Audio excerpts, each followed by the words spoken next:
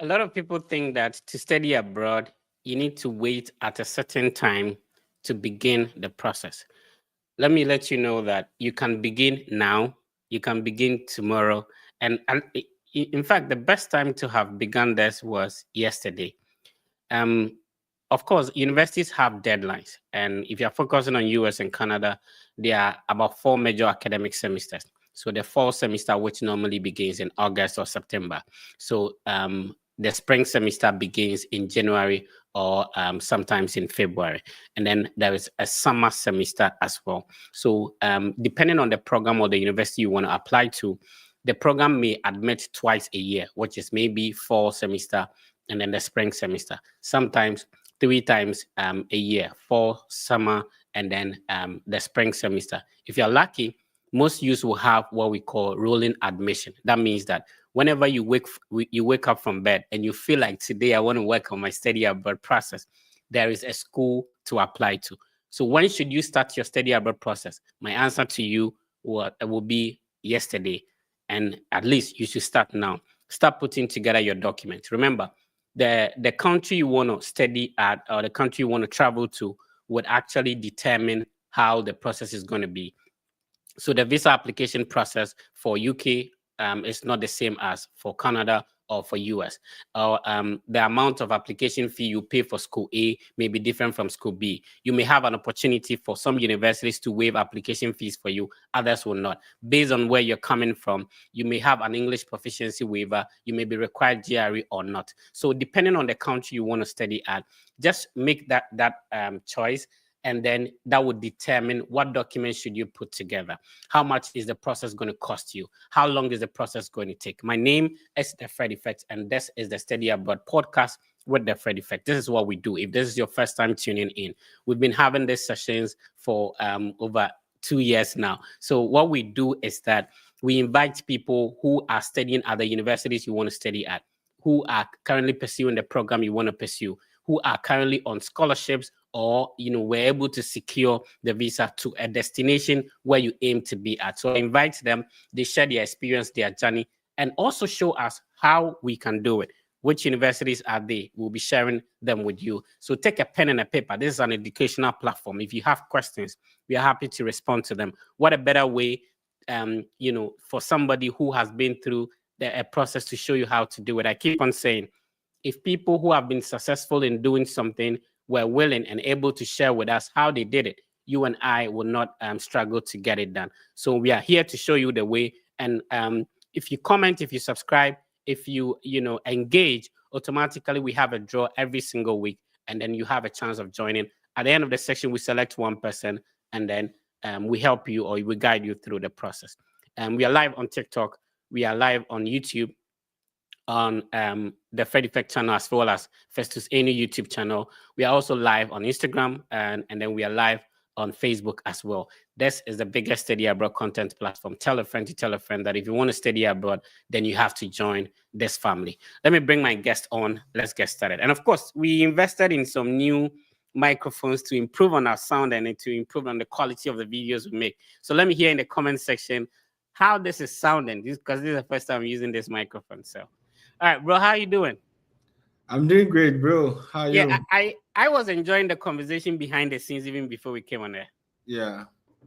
So for the thousands of people tuning in today, kindly introduce yourself and then let's get going.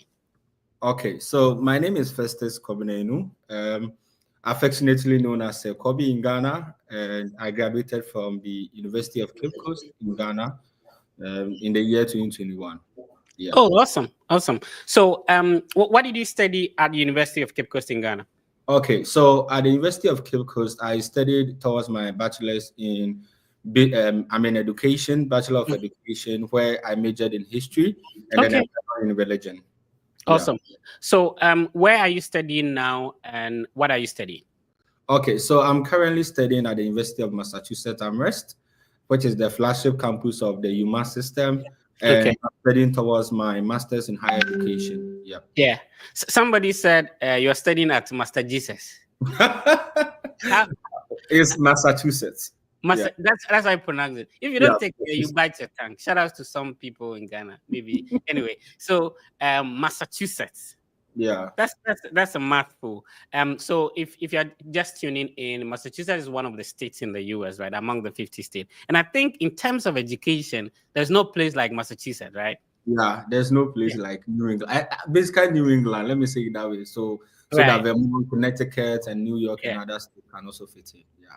Oh, awesome. All right. So for a lot of people, they may wonder, you're done with your bachelor's degree in Ghana. What actually fueled your interest or ignited your interest to want to study abroad? Great. So I think when I was studying towards my undergraduate degree at the University of Cape Coast, I was also taking an online degree program with the University of the People. I believe most people have come across that university either on Facebook or on the internet. So I did Associate of Science in Business Administration while combining it with the University of Cape Coast one as well. And throughout my studies, I was really looking forward to like building my career and then see myself making impact in the life of students and all that. So I was really engaged on campus. I was very interested in student leadership, supporting students. Wow. And so fast forward, I became, I think when I completed my bachelor's, I actually had my national service posting at the Parliament House of Ghana. Oh, wow. And it was just like a very tough journey for me because I was just trying to contemplate which offer I should actually accept because, I mean, going at the Parliament House of Ghana, I have a lot of money there as compared to the 559 that I'll be taking. So I think I developed interest when working with students during that time. I was a student leading orientation, supporting students on campus.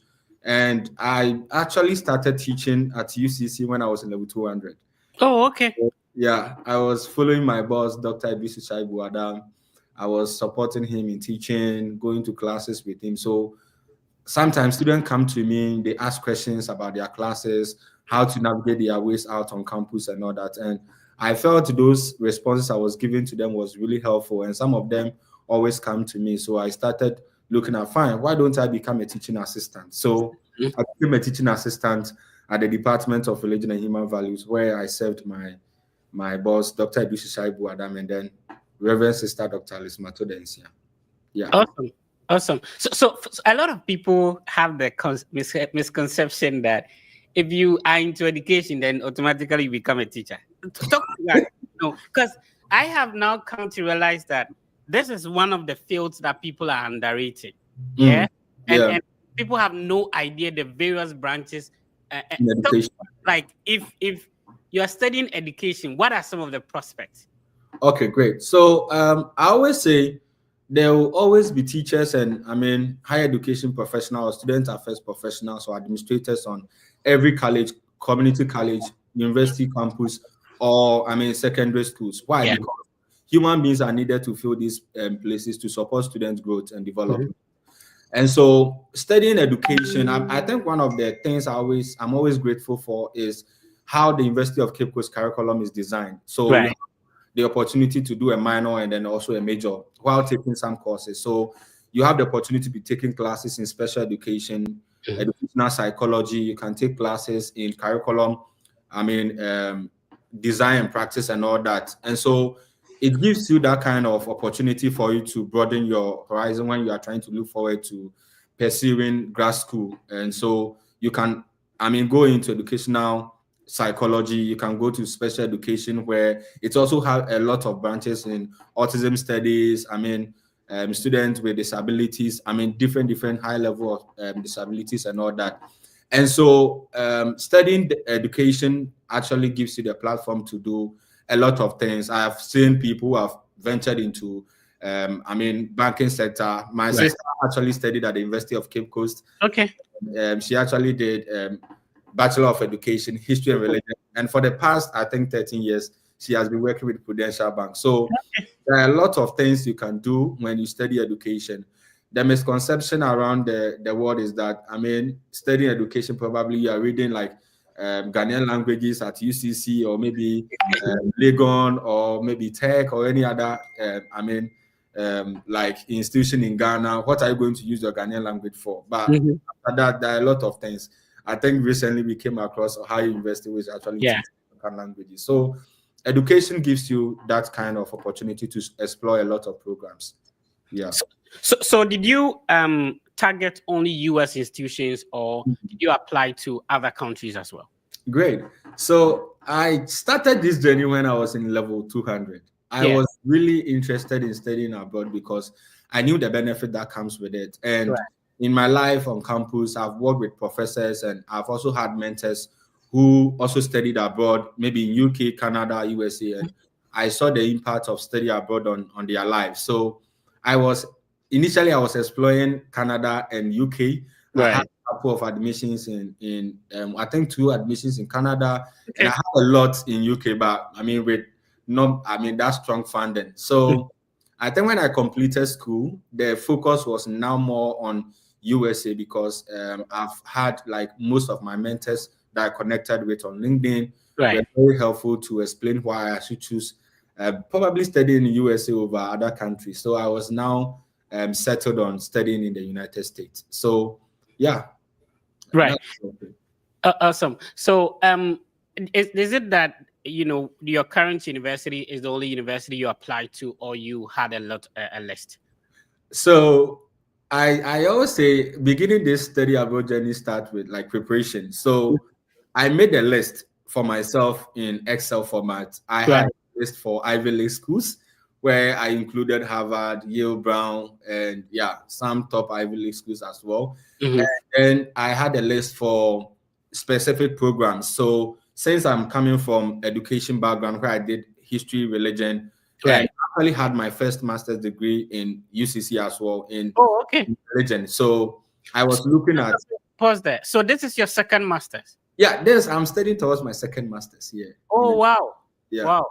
So it means that you went for the visa interview saying that I'm going for a second master's.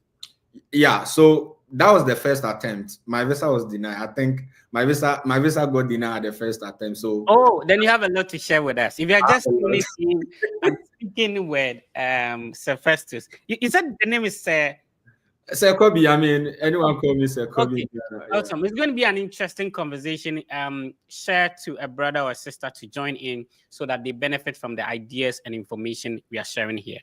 People have been through the process, so they are going to share with you. Sometimes people feel it's all rosy, and especially if you are, for example, into study abroad, it means when you apply to a school, you can never get denied. Anyway, so my brother is here to share the experience with us. Let us know your questions in the comments. I'll be reading them, and then we'll be happy to respond to them. Remember, we'll also share the link so that you can join us live in the studio, and then we'll be responding to your questions as well. So let's start from the list of schools. I'll be sharing the screen so that if this is the first time somebody is hearing about some of these schools, they can write them down and then they can search for the program they want to look at. But remember, because Festus has been through the process with a huge experience in doing this, he has a YouTube channel. Talk to us about the YouTube channel and why you have a lot of knowledge you've not posted yet. So yeah, I think about the YouTube channel, I've been thinking about it for like 2 years now when my visa got denied, because after my visa got denied, I had like a lot of experiences. So I had to now come back and then re-strategize myself. So I developed a lot of strategies supporting some colleagues and my friends as well. So I was really interested in putting up my knowledge out there for people to also look at the content that I do have. But then there were some fears regarding as to how am I going to do it and all that. And so I needed more support. And God being so good, Arabi, who is a good friend, also recommended me to you that. Shout to Arabi. Yeah, Arabi, thanks to her. So she recommended that you can be helpful to me to create a YouTube channel. And she was really pushing me up to create a channel before the session here. So I did that, and currently I have only one video, which is actually on my YouTube channel with the name Festus Enu. On all my social, media handles, I go with Festus Enu. And so I have only one video there where I have a gentleman on our platform on WhatsApp who was also sharing his experiences regarding the things that work with him. He's also joining us this year in the US. He's currently holding a full funding offer for PhD. So he was sharing his experiences with writing statement of purpose and all that. And I thought it's a good one, even though it was, just a YouTube, a Zoom meeting I was recording. So I just have to put it there for people to also learn a lot from that. That's a very insightful video. I listened to it, and I like the way he took his time to explain how he wrote his SOP and all that.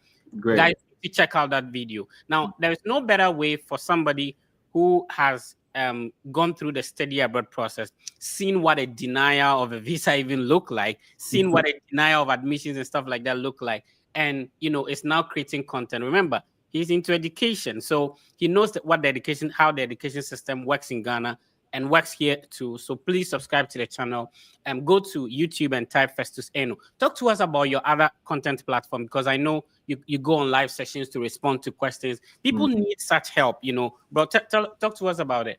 Okay, so I have started going on TikTok. My TikTok handle is also Festus Eno, everywhere on social media, where I also answer questions about people who have interest in studying abroad. And this time around, I'm not basically centering it on the United States, because I've had people on our platform who are also in Finland and Switzerland and other countries, trying to also bring in their knowledge and experiences.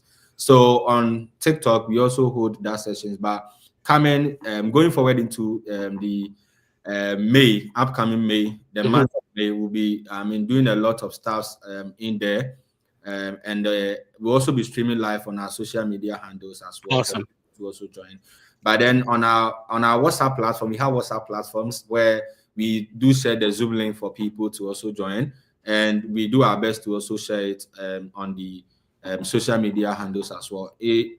Talking about my LinkedIn, I have a lot of how to write an SOP, how to write a good personal statement. What was the difference between SOP and personal statement? What's the difference between academic statement and all those things? And then STEM scholarships and opportunities around graduate assistantships as well. I've shared a lot of them on LinkedIn, and it's still the same name, Festus Enu. So I have a newsletter there, which is Inside Higher Education, where I shared a lot about higher education. So going forward, we'll be putting a lot of stuff in there for people to also have access to some of those documents. But then when we meet on live, these are the only thing we do is to respond to people, concerns and issues that they have about studying abroad. Awesome. So if you want to do something, surround yourself with people who are already doing it. Like if you join some of these WhatsApp groups, it conscientize you on how the process works. You get most of your questions responded to, and then it will help you. So join some of these WhatsApp groups, some of these Telegram groups, join some of these live sections, so that it will help you. If you are able to surround yourself with people who are doing the study abroad process, there is a higher chance that you end up studying abroad too.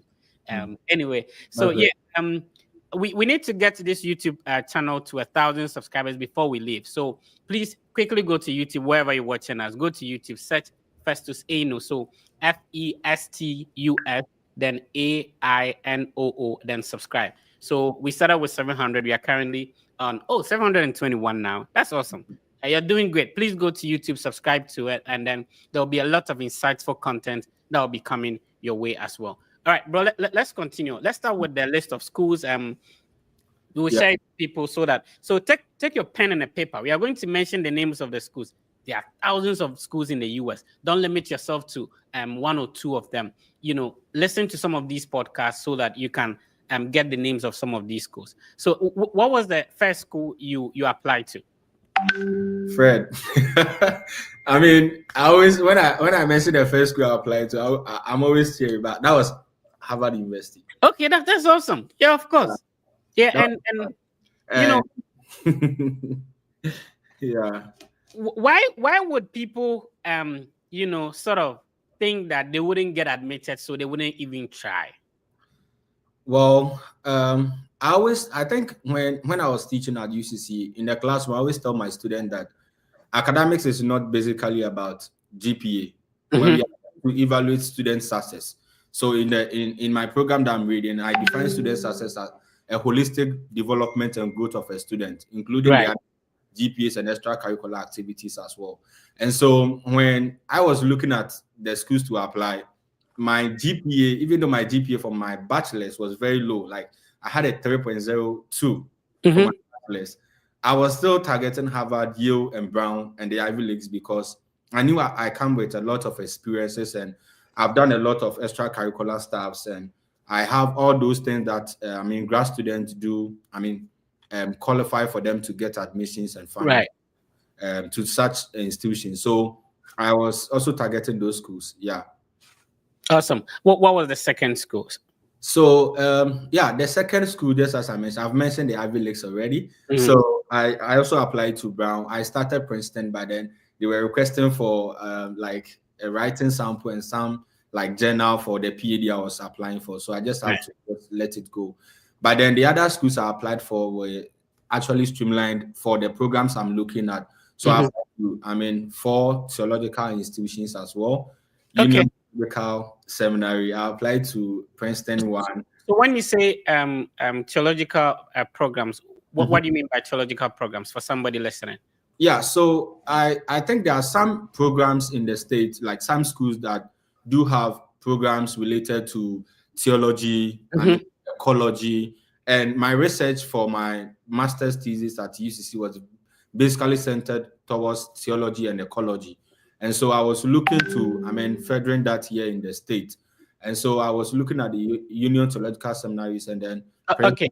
Yeah, please relax. So you started applying with your bachelor's and master's for a second master's degree. Yes, to some of the programs I applied, I had to put in the master's one because that GP was very good, especially the PhD and then the theology programs I was applying, and then the master of the religion ones. So I used the master's as well because that GP was like 3.7 on 4.0. And so if you're applying for theology programs, how then do you end up in education?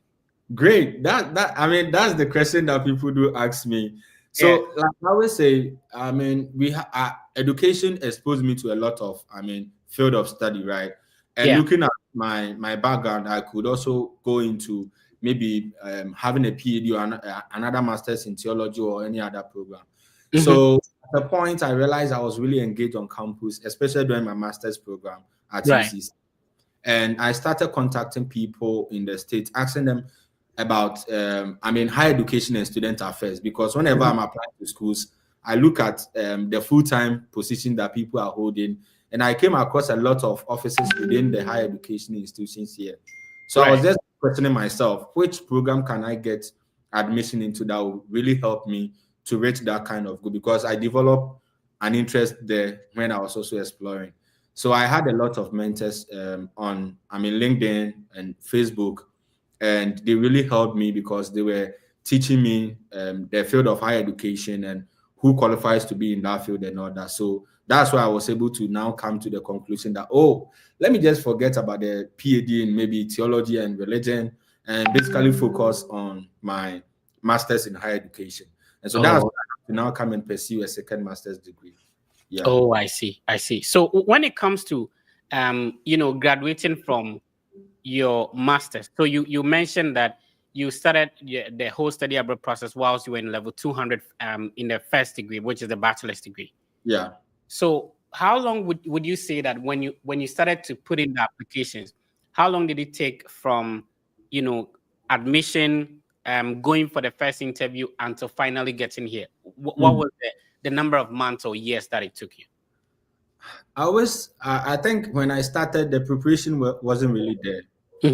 When I started, because I was a student and I was just looking at ways to also, come and study here. Why? Because the pressure was also coming from colleagues that I supported them to also get here. So at a point, like the preparation wasn't okay. But then I think when you put in the effort, you make sure you have all the document that is needed for you to start the application.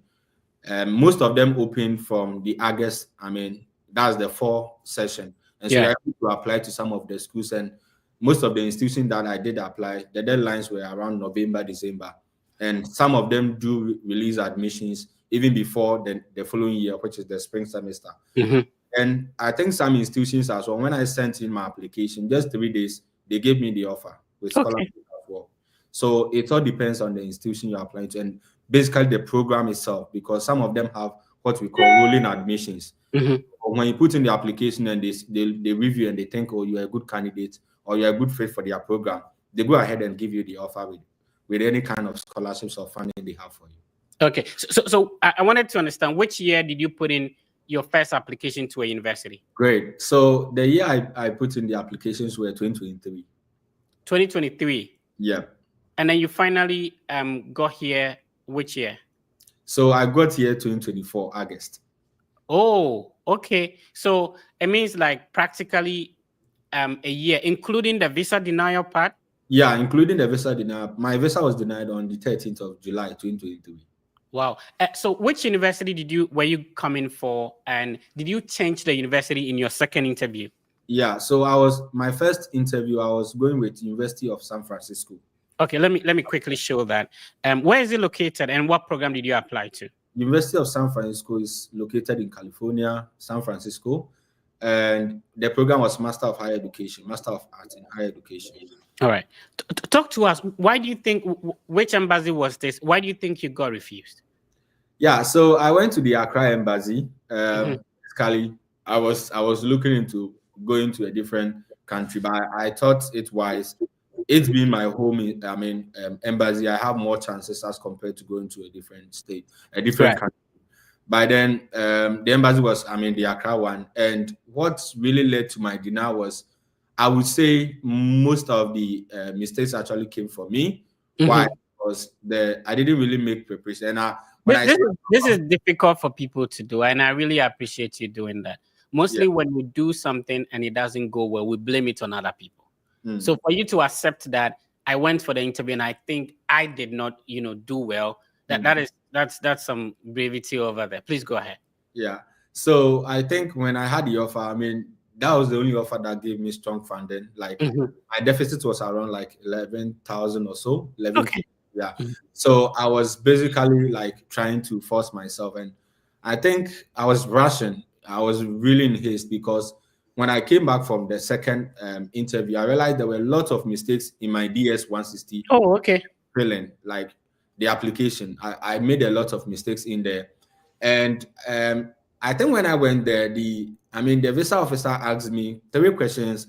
Why are you going? I explained which university. I mentioned the university name. Then, she asked me why this program. Then I was to explain. Then she asked me the 4th question, which was, how are you going to fund your education? I'm seeing a deficit of so and so here. So apparently, like I have no one in my family who could actually fund that part of the deficit. So I had to speak to one of my professors on campus to support me with my application. And so pause there. So to somebody who thinks that you need to come from a rich family to pursue this study abroad process, some of us, Festus, have been able to do it. In fact, some of us till now, our parents cannot cater for our deficit, but we are here, right? So if you're using that as an excuse, initially it used to be that you need to be from a rich home to study abroad. Now the dynamics has changed. Stop, giving yourself excuses that my family is poor and stuff like that. I can't do. You can do it, bro. Please go on.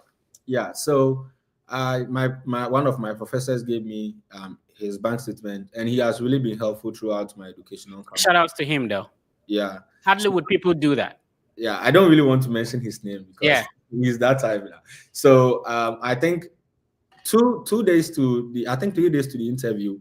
There were some funds that were transferred to the account. I think some deposits were made to the account, and it was really huge, like 2 deposits. So when I went there, the visa officer, looked at the bank statement, said the first page and said, okay, everything looks good. Then the second page said, so why do you have this huge deposit in the account? So immediately she said that, I knew my visa was denied. Oh, wow. Why? Because like I came across a video of another guy who went to like Canada interview, and then that question was also asked. So I was like, okay, fine. I explained that this man is into blah, blah, blah, that. And then looking at the deposits and then the description that is given along the transaction, it comes from the people that worked with him. And that person has also made those transactions in there. So I was just standing there for like 32 seconds. She was just typing on her screen. And I saw, like, I could see in the mirror, like, she was just flipping through my LinkedIn profile. I don't know what she was doing. And then she said, "Hello, Festus. At this point, I cannot approve your visa. Go and work your financials and reapply again." So immediately he said that, I knew my visa was denied because of my financials. Oh, okay. So then now, and that's very interesting, because for most people, they are unable to figure out what caused their denial. Yeah. And so to somebody who is watching now, brokenhearted, they've put a lot of effort, time, emotions into this process. They got denied. You have been there. What would be your words to such an individual?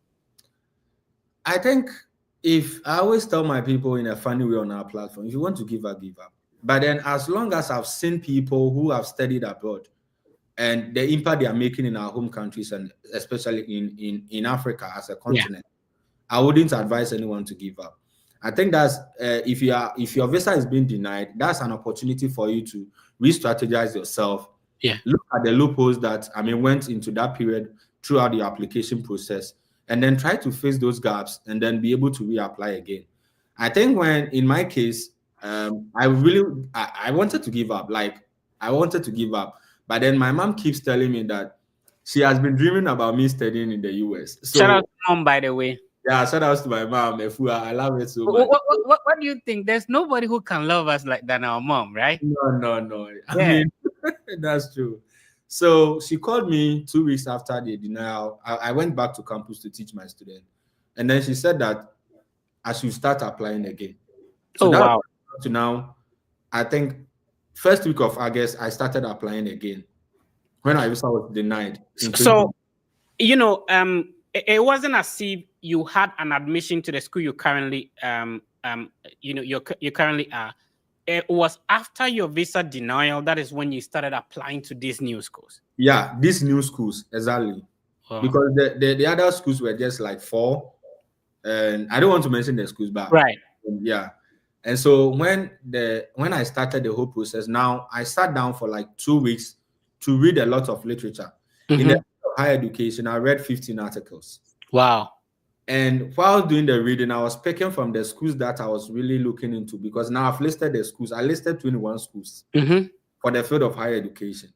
And then I was looking at the top schools that I'm actually looking into. And I was reading the research that are going on by the faculty members, the research, the articles. And I came up with 20-page writing sample. Okay. About how the field of higher education started in the United States and how it's going, and then the functional areas in higher education. And then I connected it to how my experiences will usher me into their program. So that was able to support my writing sample was able to support my statement of purpose as well. And then the curriculum vitae and other things I added. Wow. So fast forward, I started applying to those schools for the higher education program. I could mention some if you want me to mention. Yeah, sure. Let me share my screen, and then you get us into it. So this is the website of University of San Francisco that Festus mentioned. Let's mention some of the schools, and then we share. My current school is University of Massachusetts Amherst. Yeah. You need to pronounce it well. Other than that, people will butcher that name. So University of Massachusetts Amherst.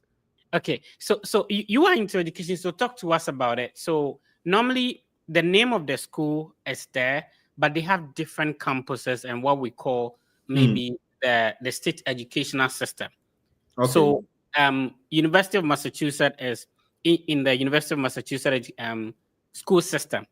Yeah. What are the campuses? So one of the campus is in Lowell, which means the city is called Lowell, right? Exactly. Awesome. What are some of the other campuses? So the other campuses, just as I mentioned, my current campus, which is Amherst. Okay. And Amherst is the flagship campus for the UMass system. Okay. And we have the UMass, medical school. We have UMass Dartmouth. Okay.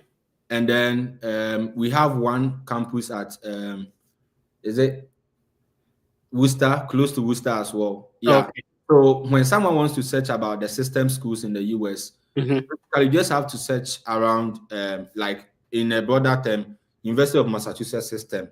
Right. Then you able to come across all the campuses that falls under, because they have also the law school as well.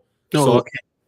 when you're able to do that, then you can search through the program that each of them offer, because some of them don't really offer, the same programs. Yeah. So, Massachusetts is very beautiful. I lived in Worcester for some time. I was driving between Rutland and Worcester, a couple of times. So I passed through Lowell. I went to some other campuses as well. Very beautiful state, especially in the spring semester. The birds, the flowers. Yeah. Beautiful place too. It's a very huge campus. But you got the place is expensive. Why? Well, I ran away. I mean, Fred, I don't really think it's expensive. Like, you do, as an international student, you need to cut your coat according to your size, right? So I have friends who are basically in 650 apartments, right? Accommodating with their friends. Some people want to also go like 1,500, like 2,500. So we have on-campus apartments here. First, it's very expensive, right? Like, you enter the place and you are in that acclaimed heaven. Okay.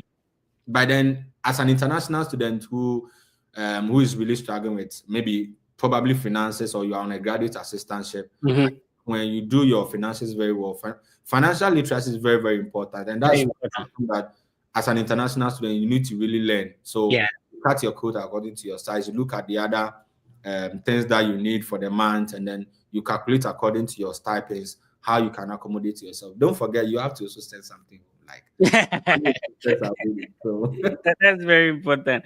All right. So if you are just tuning in, I've been talking to my brother, Festus Eno. He has done a lot to assist a lot of people. You were talking to me behind the scenes, the number of people you've assisted in the past.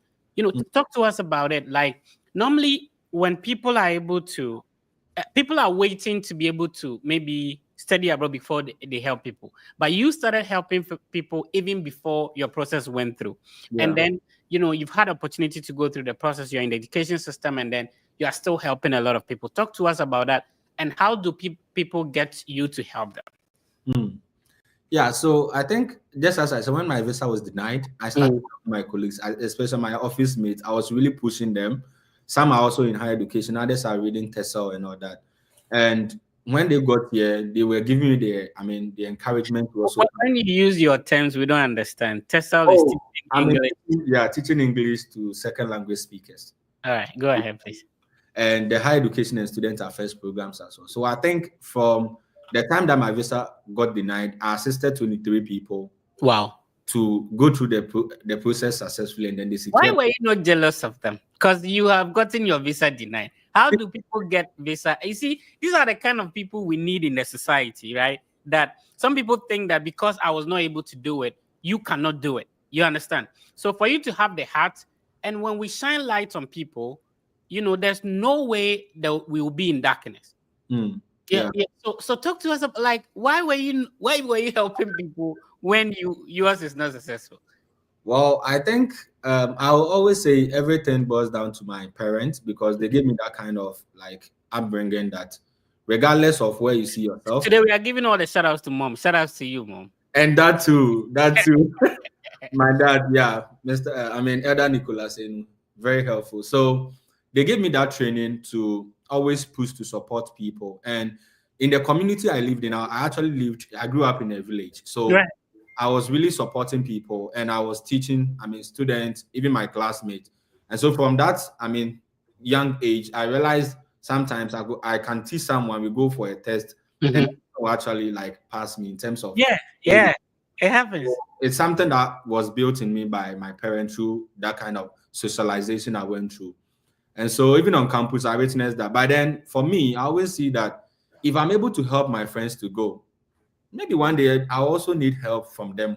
Exactly. Yeah. To turn back that same love I showed towards them. And so I don't really jealous my colleagues. Some of them had full funding admissions with like a lot of surplus on their funding on the I-20. Well, it was just indicative and all that.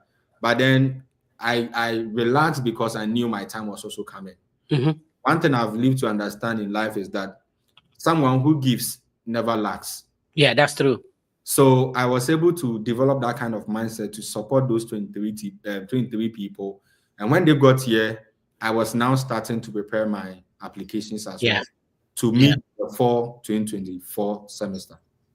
Yeah, so that's how I was able to, and I think from there, Yeah, I'm having goosebumps. You know, like I have this podcast every single week, yeah, and every guest that comes on is amazing. Your story, you know, it's really inspiring, and I think all of us should learn from it. That you know, you can push people. Sometimes you have what it takes to push people because your experience alone can push somebody, even though you have not been successful yet.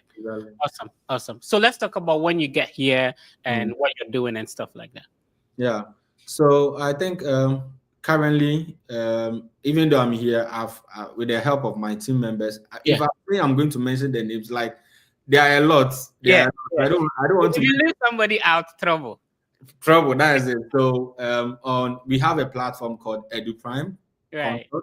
where we support people. I mean, we have like 2 platforms now, Mhm. and it's really been, a very nice platform in a family because we support our people. We hold meetings to teach them, oh, this is how you write a statement of purpose. This is how you write academic CV. This is how you write blah blah blah for your applications and all that, scholarship essays and all that. And then we try to also support them with their reviews. So it's not like we are actually doing it for you, because most often I've had a lot of messages, and people always want you to do it for them. But for me, I always teach my people, I want you to also learn how to do it, right? So that you'll be able to have the platform to teach someone when someone comes to you one day. And so far, we can count of 488 visa approvals after my denial. Wow. Wow. Wow. Yeah. Wow. Somebody's giving you your flowers here. John Kujo is watching us on Facebook. He said Festus interview with Peter Bowa. Shout out to Peter Bowa. That's an amazing brother putting in a lot of work, man. Shout out to you, my brother. So Festus interview with Peter Bowa revealed to me the school which I got fully funded scholarship for my master's. Oh. My bro, I owe you a bottle, I tell you. Yo, it's amazing to hear this. Shout out to you, John Kujo. It would be great to know the school in which you are, and it's amazing for you to come on and confirm, you know, what we are talking about. And sometimes most of the people you help them, you may probably not know them in person. Exactly. Yeah. That's true. Right. Yeah. Okay.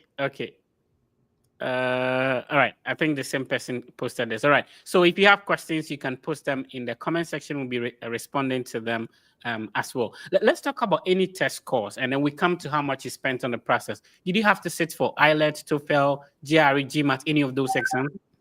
Fred, there was no money. I didn't.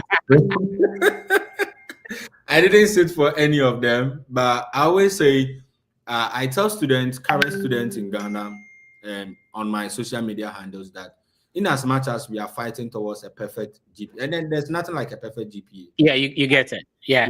So in as much as you are looking towards your first class, you should really engage yourself, involve yourself in leadership, extracurricular activities, do something, any space that you find yourself in, work, because there are something called, like, we call something transferable skills in the field of higher education. So probably you worked at maybe the dean of student office, you were focused on orientation, but that's something that you can transfer some skills like communication, public speaking, and all that. And I believe, because I was really engaged in those extracurricular activities, and I was also a Model United Nations diplomat. I was just traveling across Africa, attending Model United Nations. So I really built myself in terms of that aspect as well. So I think those qualities really, spoke for me, basically. So I didn't see the need to write any of them. But the whole truth is that money was not there for me to take those things up. Yeah. So I didn't write any of them. So if you're complaining that the schools I want to apply to are requiring GRE, stuff like that, remember, there are schools that do not require them. I tell people that pursue the study abroad dream or process based on, what you can afford to get, right? So there is a school for everybody. Of course, there are some schools charging $100 of application fee. Boy, you can't afford it, right? Yeah. So, there are ones that are lower, $30, Florida, apply to them. You understand? Some schools will make GRE compulsory. That's absolutely fine. There are some schools that wouldn't make it. Let's talk about evaluation. Don't say money was not there, so you didn't do that one. But that's the truth. Like, I don't want to lie to anyone, right? We are in the space. So no transcript evaluation too. I didn't do any transcript evaluation. I was basically using my bachelor's, because for the higher education, I couldn't add the master's I was doing in Ghana. Oh, okay. Yeah, so I was basically using my bachelor's and then the associate degree in business administration.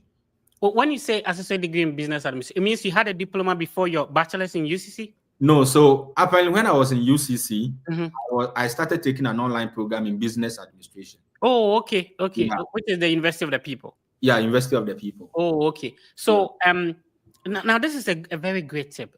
Even though you had a master's degree, when you're applying to some programs, you add the master's. But when you're applying to others, you only use your bachelor's. Exactly. Wow, that's a smart strategy. I think I met a faculty member at Boston University, and then he actually gave me that tip. So if I'm applying to like religion and theology, I will put out the associate degree out. Oh, okay. Okay. That means you have to also be refining your CV and be taking. Exactly. Oh,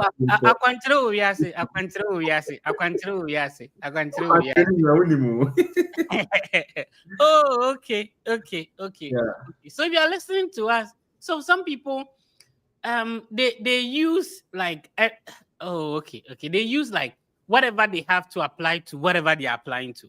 There are some places you don't put certain things there. Yeah. Oh, okay. Nice. Let's talk about. So you didn't write any test score, no evaluation, stuff like that. If somebody is asking you, how much did you think you put into this whole process? You are saying I don't have money. So how much did you spend on this entire process? I think for the application, I can say I applied to like 21 schools. I can say, because wow. But then I didn't really spend much money with respect to the application fees, because I realized like I could connect with faculty members or program coordinators, explain my situation to them, and then see what they have to offer me. Yeah. Apart from that, I was consistently joining their information sessions. And some of their information sessions, they say, okay, join the information session, we'll waive your application fee waiver for you. Probably, I think some schools too, they said, oh, sign up with the email that you are going to use to apply for the program. So some of them, when you join the information session, they are able to waive the application fee for you, as long as you use the same email to apply to the program. And so I can say for the application fees, I paid $150 because I paid for Ohio University, University in Texas, Waco, and then Syracuse University. These are the schools I paid, and that was actually paid by my boss, not from my pocket. All right, let's share the name of these schools. One of the schools I love so much, Syracuse University. Yeah, Syracuse University. My previous supervisor, graduated from this school. It's a very great school. It's a great school. I got a full funding from them too. Yeah. It's a lovely school. I love them. Yeah. So Syracuse is located in New York, in a city called Syracuse, right? Syracuse, yeah. Syracuse. Yeah. So Syracuse University is one of the great universities you should check out. You mentioned some other universities too. Yeah, Baylor University. Baylor is in Texas, right? Texas, Waco. Yeah. Oh, okay. Baylor University. It's also wow. These are great schools. So you have good taste too, bro. Yeah. Well, I think I can give you a couple of them. Okay. So let us be sharing. So Baylor University is in Texas, and guess what? I think Dr. Mahmoud Baumia taught in this school while he was in the US. Yeah, he was an assistant professor at Baylor University, and that's what we keep on telling people. You just mention any successful person in Ghana, right? They've either had opportunity to travel or get exposed to the outside world. Exactly. So either for a conference, either for a holiday, either for study abroad. And the current vice president studied both masters and PhD in Canada. If you look at almost every successful person they have some experience abroad. Bro, we are talking to you about studying abroad and you're complaining. Senior, so let me ask you this question.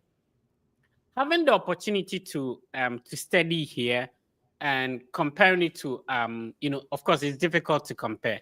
Do you think it is worth it? People complain about the stress, a lot of assignments, stuff like that. Based on your experience, has it been worth it? Has it been worth the struggle going through a visa denial, the emotional trauma, whatever, and then now reapplying, being successful? Since you got here, a glass in Kwan, I say, so I would say it's been worth it because I'm really loving my program and I'm loving the work I do. I work in residential life and I work with resident assistants. I'm making sure that I'm creating safe spaces and a good environment for the students to also, pursue their academic dreams and all that. Yeah. So it's something that I'm trying to apply the theory I'm learning in the classroom to the real world work that I'm going to do when I'm done with the program. Yeah. So the experience has been, great. I've had the opportunity to attend conferences, which was, sponsored by my department, and the assistantship I find myself in. And I felt if I had that experience, those experiences in Ghana, it would have really supported me, also helped me. But then for the academic stress and other things, I think everything boils down on you trying to have a plan, right? Make sure you manage your time very well. You don't have to, as an international student, I always say to my professor, sometimes it's the first days you are tired, you need to take some days off or you need to relax and all that. And I said, no, I have to make sure I turn my assignment in because that's what UCC built me. So UCC, you don't make sure your assignment is late. So I was just trying to say those things to them. But I think it's been stressful sometimes, but I find spaces for myself to probably engage in, some games, activities, and I'm a very tall guy, so I love basketball. So I try to, go along with friends to, have fun. And I think there are some kind of the emotional ones where you don't have anyone to talk to. I just tell my people on my page who are currently coming here to really build that strong connection with their family before they get into the US, because you need them in as much as you are studying. You need someone to talk to, a brother or a sister or a family member to talk to, and then try to release those stress as well. So it's just basically about how you plan for yourself and then you manage your affairs. Yeah. Awesome. Based on the ideas and knowledge you've built over the years doing this, if you were supposed to start the whole thing all over, like if you're supposed to advise younger firsters, what would have been your advice? Wow. As in before I start the application? Yeah, like if you're supposed to start this whole thing based on the ideas you have and the knowledge you have now, it's not the same as when you started. Yeah. So assuming you were supposed to start over, and this goes to somebody who is looking at you, I want to be like Festus and they are started, like what would be your advice to such an individual? Or what would be your advice to your younger self? The first advice I would give to my younger self is don't rush. Yeah. Because I was rushing at a point. And I felt, I've had admission to this school.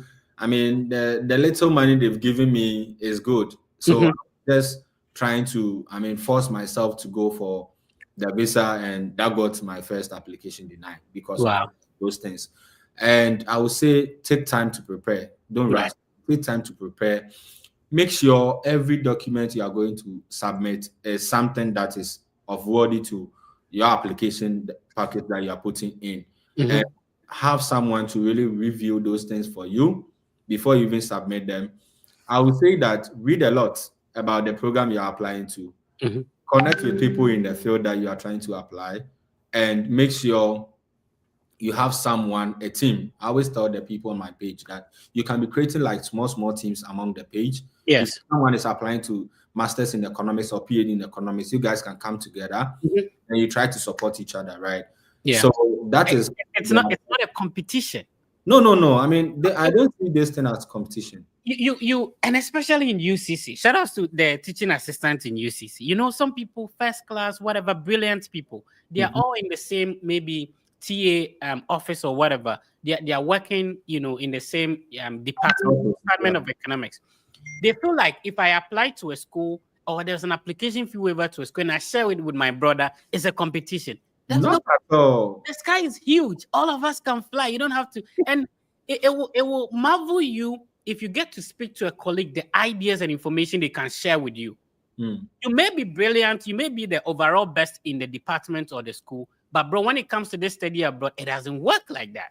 In fact, Fred, let me add something. Like when my applications came, the 7 fully funded ones were residential life, right? So when I was submitting my applications, I was doing it with my son. I called him because I was the one that mentored him from first year in UCT, and I was looking forward to coming along with him. So wow, I really came along with him. He's currently at the University at Buffalo. Oh wow. I had the same, admission with him. We were in the same office. We applied together. We had the same office in residential life. My friend who is currently at University at Denver, Colorado, we had the application fee. I got it. I shared it with them. They applied. We all got in the same graduate assistantship. There are a lot of people that I was going to the same school with, like Ohio University.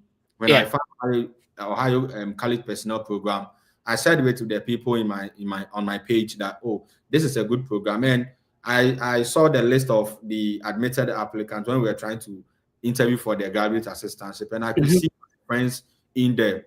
Wow. And I always say that there's nothing good in envying your friend, right? Exactly. Yeah. Hiding information that you've seen online. Maybe Freddie first came to share something about application fee waiver, and then you found out and you don't want to share it with your friend. Probably your friend also follows Fred, and he or she has also seen the application fee waiver. So why are you hiding it? And so I always tell people that try to share the information you have, try to share the resource you have. And it becomes very difficult if you don't have that attitude. When you come here, you really find it but because you can't ask people when you need help. Exactly. And here, everyone wants to give you the support that they have. Everyone wants the resource that they have for you to excel in the program you are in. So fast forward, like most of the programs that I had, I got it with my friends. And I was really happy because when I went for the American College Personnel Association conference in you met them. Yeah. That's my friends. It's just nice. Like it's just nice. And NASPA just ended, and I saw my colleagues, some from UCC, Legon Tech, and other schools, like taking pictures together. It's just nice, right? Trying to support your friends, you go together.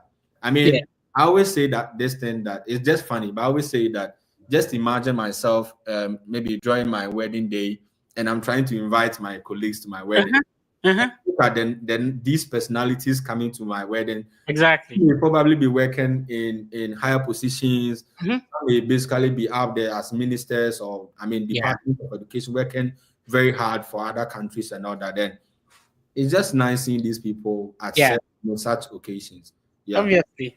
All right. It's been a great conversation with my brother. I'm really enjoying the conversation, and I know you are too. So if you are just tuning in, make sure that you go to YouTube, Festus Enu on YouTube. Please subscribe and also be part of the conversation. Click on the like button, follow wherever you're watching us from. So we are live across all the Fred Effects platforms, and we have like over 1,000 people watching us right now. So we are live on X, the Fred Effects. We are live on TikTok, the Fred Effects, and YouTube as well as Facebook. All right. So with this number of schools you apply to, how did you manage to get recommendations to all of them? Because that is a major challenge that a lot of people have. So they wish to apply to the number of schools, but a recommendation is challenging. Give us your secret. So my secret is building connections before you start your applications. I always say this. I'm someone who is really against not connecting with your faculty members. Let's say you're an undergraduate student listening to us now. Right. That's an opportunity for you to connect with your professors, your lecturers. It's not about, oh, my lecturer came to teach me, I've passed the class and I'm done. Right. So up to date, I can call my African Studies lecturer. Well, that was level 100. Yeah, that's level 100. My legal studies, lecturer. My com skills lecturer. Yeah. My teaching assistant was Sir Newton. I believe you know Sir Newton. Yeah, I do. Yeah, so I can still connect with them and talk to them. So I think if you have the opportunity to serve, probably as a student leader, I always tell people to also serve very well, diligently, because people are really watching. Because when you got to the point where I was looking at these recommendation letters, and I knew after I had the list, some schools are accepting like 3, 2. Some will actually go for like 4 or 5 because after the admission to the program, you interview for the assistantship. You need to also submit recommendation letters. So they have to also be there to submit those recommendation letters. So I would say connect with them and don't look very far. Like people really think a lot. Oh, I'm looking at getting a faculty member who is a lecturer, a professor to write the recommendation letter for me. I worked as orientations coordinator for the Faculty of Art and the College of Education at UCC. And I'm looking at recommendation letter for my program. I can go for the professional recommendation. So my faculty officer was very willing to write recommendation letters for me. My bosses, Dr. Alice was also there. Dr. Shaibu was also there to write recommendation letters for me. Professor Safo Kantanka was there pushing me. Festus Kingsley is going to be, okay, you guys should put in the effort, trying to support her with those help as well. And so that really helped. By then, my TAs also supported in terms of, oh, I'm writing a recommendation letter and the lecturer is asking me how to go about it. And because some of them were also here, they were able to, this is how you should structure it. So let the person know these are the things that should go in, because I've realized that most of our faculty members in Ghana have like that system of recommendation letter, standard one that they submit. But someone who really wants to see you grow will sit down and write like 2 or 3 pages recommendation letter for you. That's true. And apart from that, connecting with people, building connections on LinkedIn is very helpful. So some of my mentors that I had for the field of higher education also gave me some recommendation letters. And I didn't know them. I met them just on LinkedIn. I met them just on LinkedIn. As long as you have a good, letterhead, they have a letterhead to write those recommendation letters for you. They've observed you, they've mentored you, they can write recommendation letters for you. I taught over close to, I can say, in the years I spent in UCC, I taught close to maybe 2,000 students, right? Out of those figures, I can, if a student come to me, first he taught me like 3 or 4 courses. Can you write a recommendation letter for me? Yes, I can write a recommendation letter for you. That's true. As long as you have a great connection with me and I see that anything that you are requesting, I can do it for you, that person can go ahead and write such recommendation letters for you. But if you're a TA, do you get an institutional email? So every TA in UCC have a student email, right? And if you want to change from the student email to an institutional email, you just have to contact the IT department. And work it out for you. But then I always advise people to really build a connection, because for me, if you come to me to write a recommendation letter for you, I'm going to look at your attitude towards the time I was teaching you in the course that you took. I'm looking at the other qualities that you come with, because I don't want to recommend someone to a program that probably the person will go and be in the program and the person will be suffering. I'm trying to also tarnish the image of the university that we are all alumni of. So these are some of the things that goes in, and it's really helped me. But then I would say in total, the LinkedIn part was very great among all my recommendation letters. So I had like president of a university and a president of a college. Trying to write like recommendations letters for me. And trying to also, he got the space to talk to me about the field I was entering and recommended even books that I should read before I come to the US. I was reading like 4 books, and it's been consistent. So I always tell people, find a mentor, like find someone that you can really talk to. That's true. That's true. All right. If you're just tuning in, you're not late. Remember that the session will still be live across all the Fred Effect social media platforms. And we've had a lot of them. We've had great people come to talk to us to share their process and their journey. So if you go to YouTube, you can always search for the Fred Effect and then go to under the live session. Recently, I spoke with a former visa officer who shared ideas and information on how you can also secure your visa. So let me see if I can share that. First is I wanted to talk about the whole thinking that when I get here the weather is not going to be favorable. How did you transition? Like what has been most challenging to you? Is it the weather, the food? Do you miss home? What is the challenge? Fred, I really want to go back to Ghana before the 4th semester. I miss my mom's food. I miss Lebanon at UCC. I don't know if you remember Lebanon. Lebanon kitchen. Oh Yeah, yeah. and a lot of food. Yeah, so I miss the Ghanaian food, but I think Yeah, part at of, the back of code, are they still there? yeah, I mean they are still there. Oh, Like I used to come and eat some fufu over there. I talk to the woman sometimes. Oh, We nice. have that Nice. conversation, so yeah. Oh, okay. So I think the only thing I've missed is the food part, the cultural part, and also the kind of friends that I have. Like Mhm. groundsmen, we have groundsmen. I have my friends, my female friends, my students. I will miss them. That's the other aspect I can talk about. But then, if you are talking about the food, even though you can get some African food here to buy, it's very quite expensive as Yeah. well. But at least you can. I mean, when you know your financial literacy very well, you should be able to try to support yourself in that area. But Mm.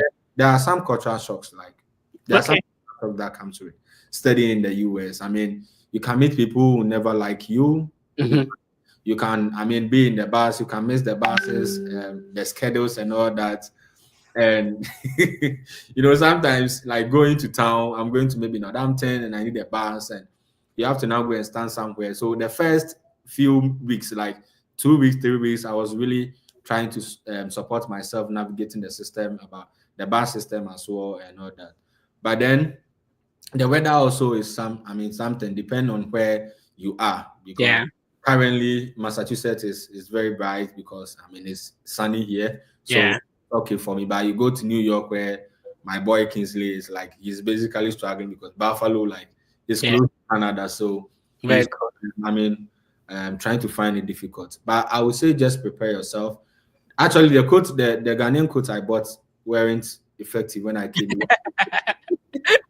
The one you get cancer. Yeah, so I have to now get a new one for myself, right? So Right. that's that.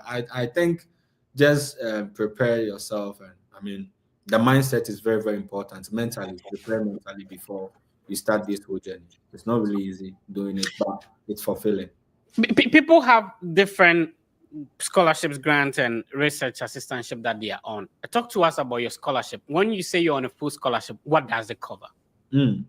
So for my full scholarship, I call it full scholarship because it covers my tuition, Mhm. it covers my health insurance, Right. it gives me an assistant a stipend. I mean, most of the schools I had 7 of them. They were all Mhm. giving bi-weekly stipend Mhm. to support my stay. And I'm actually having my residence, I mean, my accommodation free Wow. because Wow. working. You don't pay rent? No, I don't pay rent. Oh wow. Okay. Okay. So I I don't see. pay rent. So that's how I'm able to define it free. But least we forget there are other small fees that we pay, Mhm. like maybe graduate entry fee. So if you're an Mhm. international student and probably you're coming to my school, you pay around, I think, close to $500 for the first, semester. And Right. the second semester, you don't pay close to 800. Is Oh, okay. so it all depends on the institution, right? Yeah. Right. So that's what my funding entails. Oh, awesome. All right. So I'm still here live with how many minutes do you still have with us? We are like 1 hour into the conversation already. How many minutes do you still have with us? Is it me?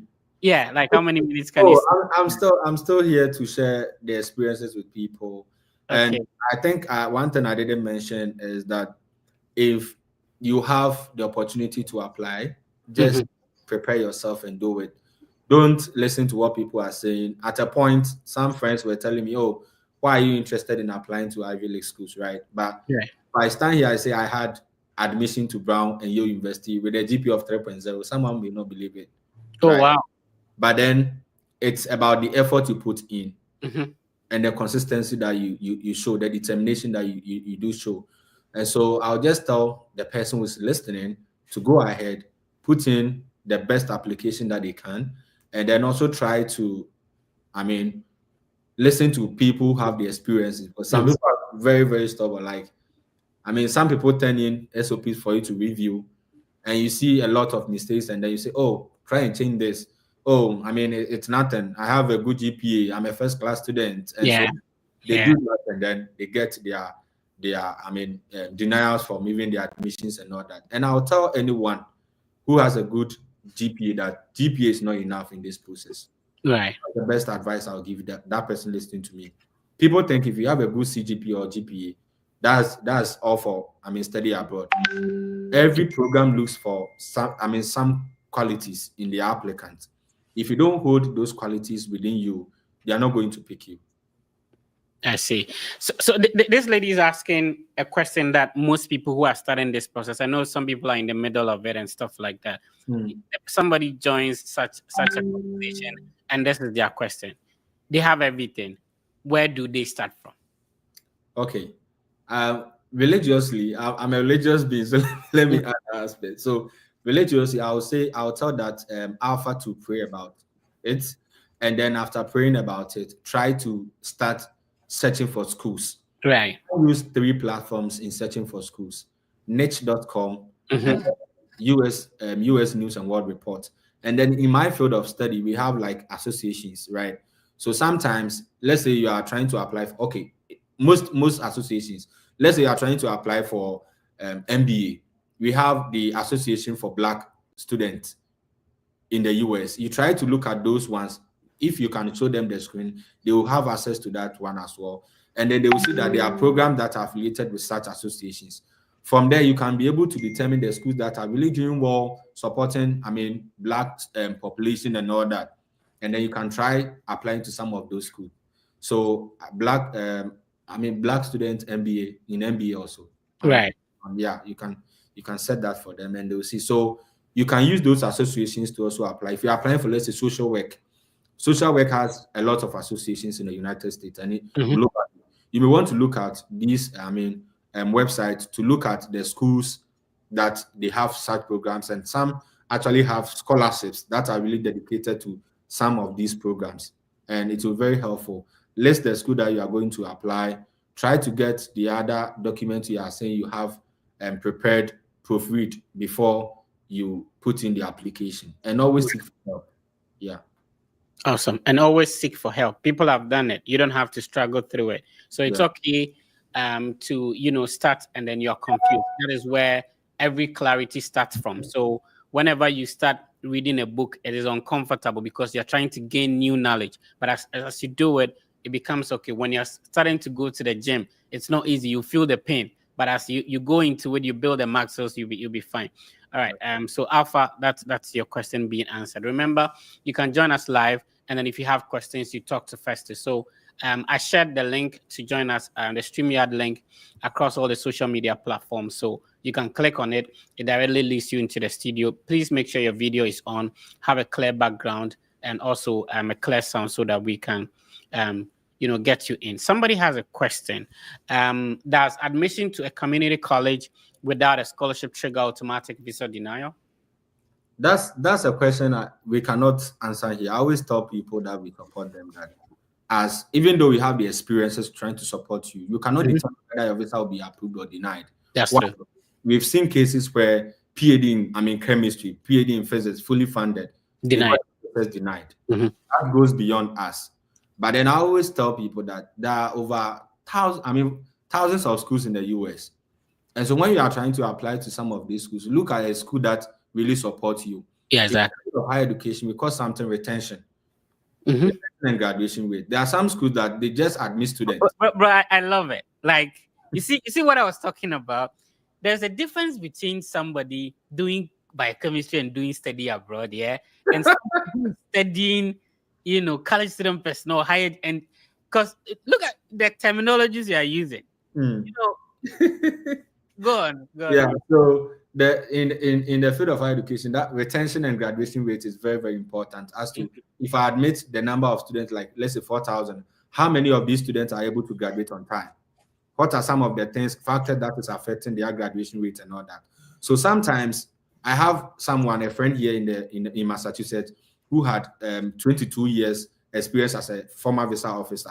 Wow. And he always says that sometimes before we appear to them, they have already predetermined our thoughts, right? So they can review your application before even coming. And so if you are coming there, they are checking a lot of things. They can, at that short time, look at their school, look at the school support their students and all that. So I always tell people to look at those aspects of the retention. And US News and World Report is a great website that I mean, is able to digest all those things I'm talking about. So Right. don't sit there and apply to any school. There are some schools that, I mean, if you go to the Accra embassy, it is seen as a red flag. I can't mention any school. Yeah. It is seen as a red flag to them because they don't really support international students. And some international students use that opportunity of some schools giving them I-20 to come here, and they end up not, I mean, attending the school. Right. Doing other things outside of their status. And so that has also become, I mean, some of the issues.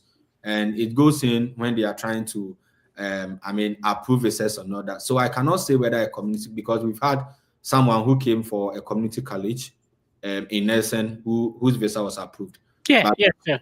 Yeah, so it just depends. Yeah. Shout out to Ifa. He said you are speaking student affairs English. Yeah. Thank you. Okay. Let's see if we can talk to Edward. Edward, you need to put on your video, and if possible, you unmute your microphone. Let's see if we can talk to you. Hi, Edward. Please unmute your microphone. Speak with Festus. All right. Edward seems not to be ready. Okay. So, Mate, what happens is that this session will still be live on the platform. So whatever we've discussed, we don't necessarily have to repeat it. You can rewatch it, and then, you know, it's a recorded session, so it will still be live across all the Freddy Fest platforms. All right. So somebody's asking, Frederick is asking, would Festus advise someone with BA in political science and information to apply for a master's in higher education? Frederick, I would respond to Frederick by asking, are you really committed to the field of higher education? Do you have the passion for it? Are you really determined to do it? Because this is a field that is not a place for money generation. Like, if you're looking to making money, the field of higher education is not about a field you make money. It's about committing yourself to student development and growth, supporting student success. And so if you are someone who is looking for maybe big money, like, you know, those huge monies, I would say the field of higher education is not for you. Apart from that, I always say that regardless of the program that you've graduated, like BA in political science, there are a lot of programs you may want to consider. Right. African American studies is there, African studies is there, political science master's programs are there, international relations are there, right? Try to look at, I mean, that one thing I've lived to understand working with some admission coordinators here so far in my field is that some of the programs don't really, I mean, look forward to you having a straight, I mean, prerequisite experience before you apply to the program. That's true. So my field, you don't need, I mean, an education degree before you apply to the field of higher education. Our people who did engineering, they are now higher education professionals. Right. So try to, in your application, there's a question that you need to always answer. Why do you think you need this degree, and what are you going to use the degree for? Yeah. That's what they are trying to look forward to in your application packet. So I always say that make sure you diversify your applications. You may want to look at, looking at those ones I mentioned, like political science master's programs, and there are some schools that give you like graduate assistantship, right? So try to look at that. If you have that, I mean, strong interest in that field, just go with that. Don't go with something that you one day regret. I am enjoying my program because for many years I've loved working with students. Yeah. And what I see myself in, this is what I see myself doing. So I wouldn't really have a very like straight answer to Frederick. I mean, just evaluate yourself and, I mean, look at what you want. All right. So shout outs to Emmanuel Ni Auli. I'm enjoying the conversation. Shout outs to my guy Festus. You know Emmanuel? So one of my mentees. Yeah. Okay, awesome. Shout outs to you, Emmanuel. Thank you for tuning in. You know, Johnny is asking, what's your take on this, bro? Does visa officers review previously submitted DS-160 during an interview? So per my friend's experience, after, I mean, he been there for 22 years, he says that in as much as you submit your DS-160 before, that's why they say 72 hours before your visa interview. Yeah. So sometimes they have people who review those documents before you do come in. And some of them may actually be busy. At the point where you are there, that's the time that they are trying to review the document that you submitted. Right. And there's some key things that they are looking forward in the application that you put in there. And so I always tell people that don't rush in submitting your DS 160. It has Okay. become the norm that people get their visas denied, and when they send those DS 160 to our platform, like our team members to support them, we see a lot of loopholes in there. Sometimes their date of birth is wrong, their Mhm. their service ID is different, and all Yeah, that. And so those, issues and things make their visas get denied. So take your time. The DS 160 portal has the opportunity for you to visit it every 30 days. And so you make sure at least 2 or 3 weeks you try to visit the platform to that's true. update something until you know that, oh, I'm going for my visa interview, let's say on Friday. Today is Monday. I can then go ahead and submit my DS 160. Right. You get it? Um, I like how positively you respond to these questions, and that's the hallmark of a college student personal, highest education professional. Like you have, Fred. normally I see some of my brothers trying to do this content creation thing, and when people ask them questions, they answer, "Oh, I've done video." Nobody knows you like that. Like, take your time, respond to people. There's going to be always new people who doesn't know you or who have not heard about what you're talking about. So you can hear questions repeatedly. Take your time and respond to people. Where we are from, we are mostly not used to some of the things that happen here. For example, email. Yeah. Most of us didn't even send an email during the whole 4-year bachelor's degree whilst we're in school to professors or anything like that. So sometimes the way we write our email, stuff like that, it is when you get here that you see that email is very important. Very important. That's true. Very, in fact, most of the work that people do as graduate assistant, 90% of them is responding to emails Yeah. and following up emails and stuff like that. Yeah. Email So is very important. yeah, God bless you for the patience, for the heart, and for the dedication to be able to support our brothers and sisters. You spoke about the WhatsApp platform. How do people get to join? Fred, it's not easy with managing the two platforms we have. I'm already on other platforms like we have mock sessions where we are our team are also there to help with the mock sessions and all that. Right. So as it stands, it's been a difficult thing trying to like respond to them, but as you have advised going forward, like working with the team, making sure we have a plan, we can maybe go ahead and manage the platform very well.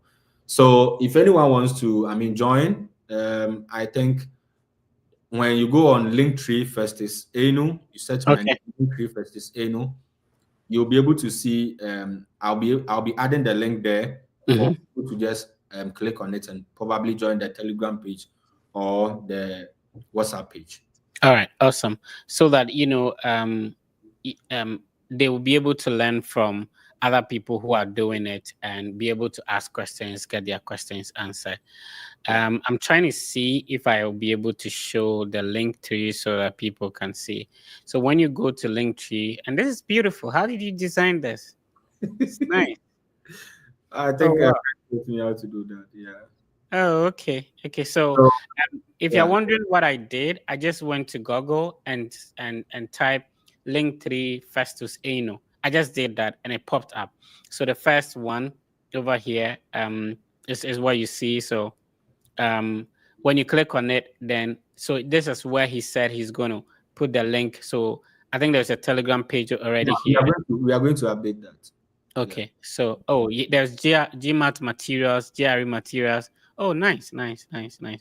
And then there's a website link and all that. So when you go to just Google, type Linktree Festus Enu, and then the WhatsApp link and the Telegram link is going to be there where you can click on and join. This is beautiful. I'll talk to my team to do something like this. You really need Yeah, that. yeah, it's beautiful. I like it.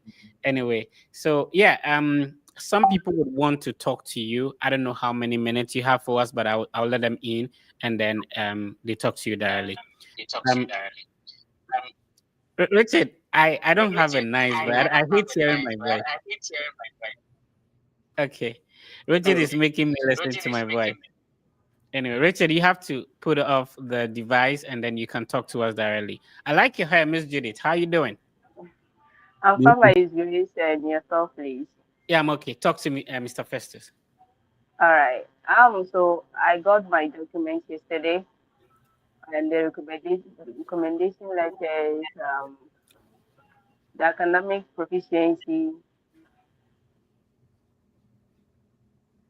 That's quite unfortunate. Oh, Ghana too, like our network is better. Oh. It is my brothers in Nigeria who have terrible network, but our network is better. Hey, Raymond. First of all, I salute. I salute. I respond, bro. How are you? Fine. Fred, I'm really happy for this program, and I think it's great to have Festus on board. I think that you are doing a very good job, and we salute you for whatever you are doing. And somebody said that when you go through a door, you hold the door so that others can pass through. That's what the 12 you are doing, which is a human job. We will join you guys soon. In the meantime, as we join you, we are listening to whatever you are sharing. I've gotten to know Festus in just a short period of time, and I can say he's really a brother. I mean, first off, to tell you that we were thinking about how to reapply to Houston. We're looking at how to get $85 until my admission finally came. So he just boycotted that decision as well. But at least it just shows how concerned he was about it. I just want to ask Festus one question. So Festus, the previous year, when you applied to San Francisco, you had a very good funding, even though not the full funding. And when you went to the embassy, you were denied. Now, why didn't you defer to spring? Because most likely San Francisco really wanted you. I know the background behind that. And even if it was an I-20 staff, why didn't you, and why did you decide to wait one whole year till fall? And what would you use that to inspire people about sometimes waiting? And why do you think that when you wait, things get better?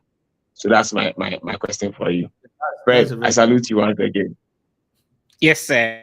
That's a very great question. So I think I deferred my application. I'm sorry, before you go, I think maybe I should co-host the session with Raymond because I like his question. You see how he framed it up?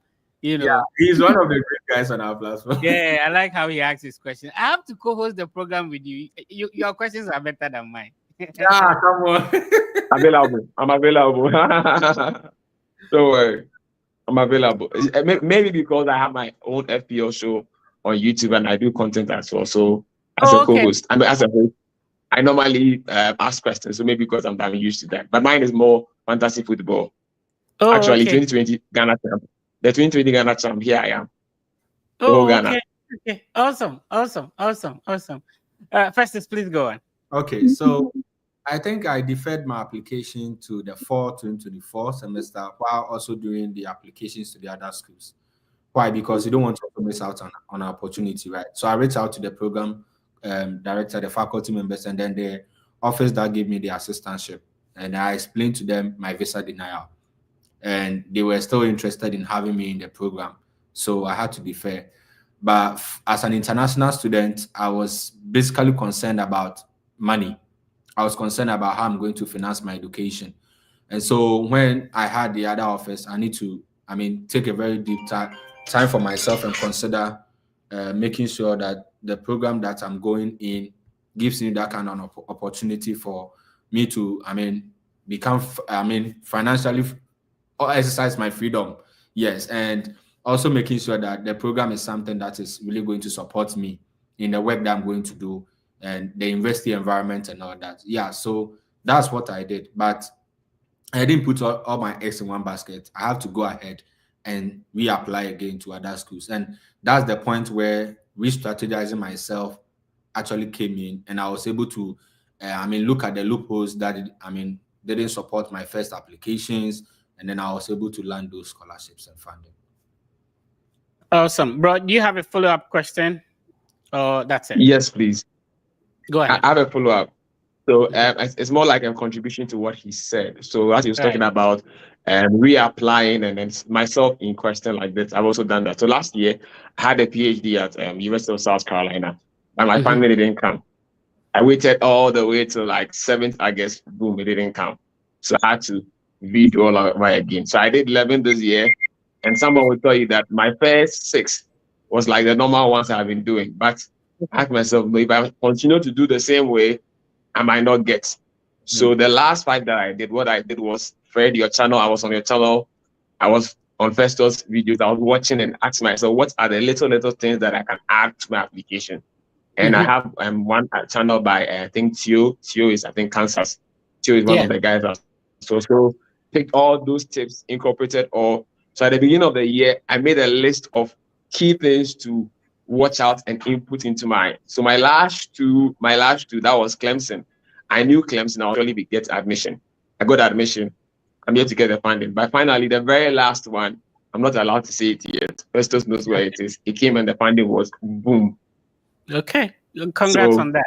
Officially, they are coming. So it just to tell everybody that I think when you evaluate yourself and then you're able to make in this little input. So I think before I go, I'll just say one thing, that my rejection from UNCG, Greensboro, North Carolina, and Professor Vicky Jacobs told me this, that when I asked for feedback on why I wasn't accepted, she said that one thing she knows about a PhD program is one that you should be fully committed to. So in your SOP, what I should have done in my SOPs, I should give my SOP to somebody who actually knows me and let that person read the SOP and tell whether the SOP communicates my passion.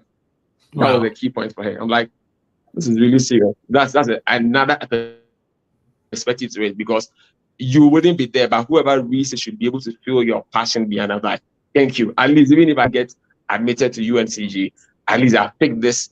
When I'm going to do a postdoc, I'll definitely incorporate this in it as well. So I think evaluating and then learning more makes sense better. Some people feel that they know everything. It's not in a bad way, but I have one guy I was chatting with recently, and he was making a comment that you can't get a PhD in business without GMAT. And I think that's it's not true.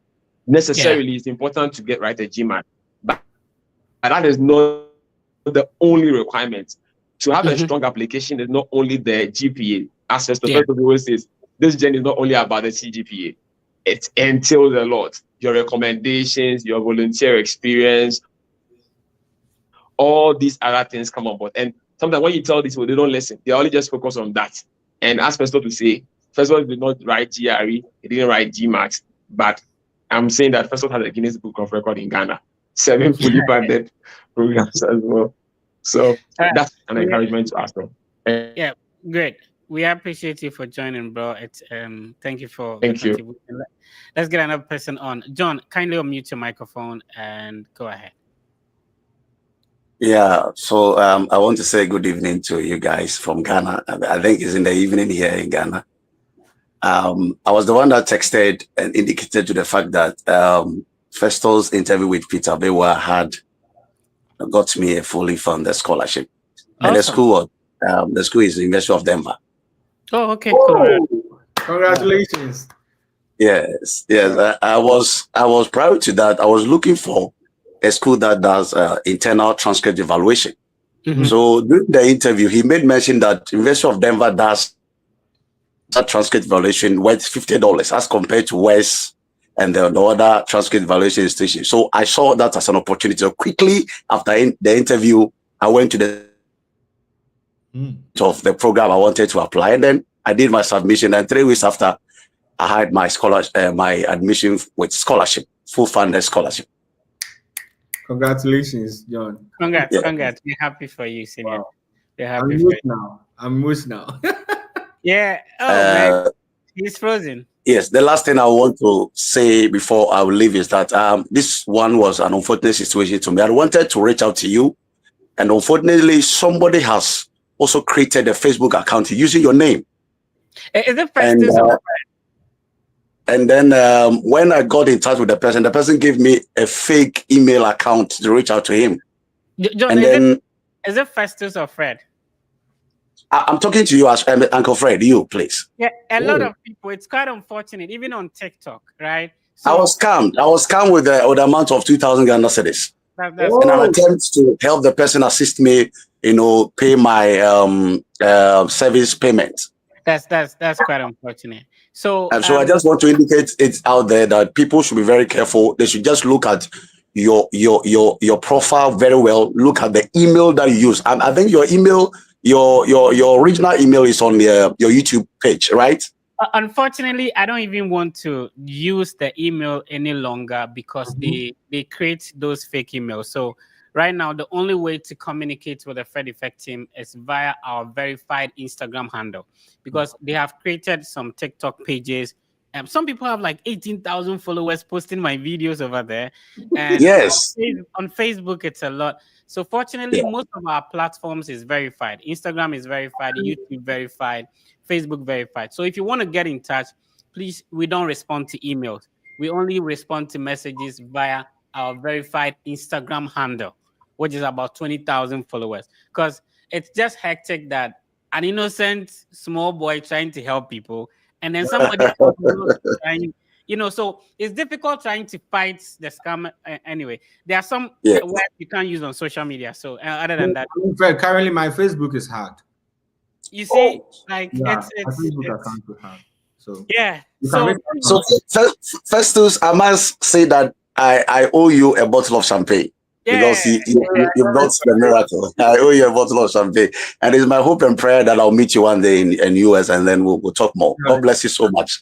I'm grateful, Uncle Fred. I'm grateful, Festus. God bless you. Right. God bless you too. I think, Fred, going forward, I think LinkedIn is very difficult for people to hack. So maybe we need to look at that very well. Yeah, our people, it's crazy. There are some people who created like a whole. They copy all the designs, and if you change the logo, they copy. Anyway, Simon, let's go on. So if you are watching us, please be careful. We don't respond to emails. You can't reach us on any other platform. It's only on Instagram, which is verified. So check for the verification mark. Then you know that this is the Fred Effect you're talking to. Simon, please go ahead. Your microphone is muted. You have to unmute it, sir. Hello, Fred. How are you? I like your beard. Mine is very small. Okay. Yeah. Before I actually ask my questions, I will use this opportunity to actually thank you and your team. In fact, hello. Can you hear me? We can hear you. Go ahead, sir. Hello. Oh my goodness. My brother has been on, and since he started talking, then the network started. Please, can you hear me? Go ahead, sir. We can hear you. Oh man. Simon, go ahead. Oh. Let's bring Miss Judith while Simon's trying to fix the network. Hi, Miss Judith. How you doing? Yeah, I'm fine by his grace. Yeah, we lost you. Yeah, hello. Sure. I'm back again. Hello. Can you hear me, please? Judith, go ahead. Then Simon. All right, thank you. Okay, thank you very much. As we all say, we always owe you God's blessings. We always say God bless you and your team as well. You guys are really doing amazing by actually thinking of us and really wanting to help us get there as we've also got there. And we say God bless you so much. Okay, I completed the last 2 years. That was 22, and I want to apply as undergraduate.